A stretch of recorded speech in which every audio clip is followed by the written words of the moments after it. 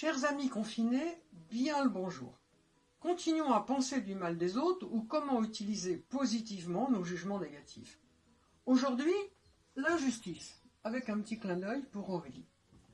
Je déteste l'injustice. Ça veut dire que je cherche à être l'inverse. Qu'est-ce que c'est que l'inverse de l'injustice? C'est forcément chercher à être juste, équitable. Ça, on ne peut pas me reprocher. C'est mon système de valeurs, je veux être juste et équitable.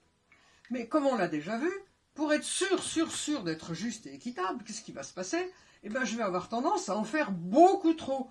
Si je suis tout le temps juste et équitable, si j'amplifie, si je fais à l'excès, ça veut dire quelque part que je donne raison à tout le monde. Je donne raison à tout le monde. Ça veut dire aussi que je décide pas. Je décide jamais puisque je donne raison à tout le monde. Ah, me voilà donc dans l'embarras. Soit je suis dans la justice, soit je prends le risque de donner raison à tout le monde. Je ne veux pas être ça, je ne veux pas être ça.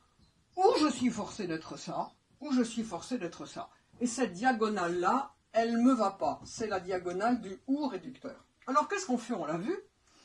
Eh bien, on revient à l'injustice. Et on se dit avec beaucoup de difficultés, qu'est-ce qu'il y a de bien derrière le fait d'être injuste? Rien, si, quand même.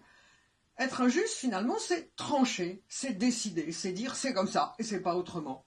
Alors, derrière l'injustice, c'est le positif de l'injustice, c'est décider. Donc là, je suis effectivement beaucoup plus confortable parce que je peux tout à fait concilier le fait d'être juste avec le fait de décider. Et là, je suis effectivement dans la diagonale tout à fait libératrice qui est la diagonale du « et ». Concilier mon système de valeurs avec ce qu'il y a derrière ce que je déteste profondément. Donc je peux m'autoriser à décider tout en étant dans le respect du fait d'être équitable. Voilà. Chers amis confinés, au revoir et prenez soin de vous.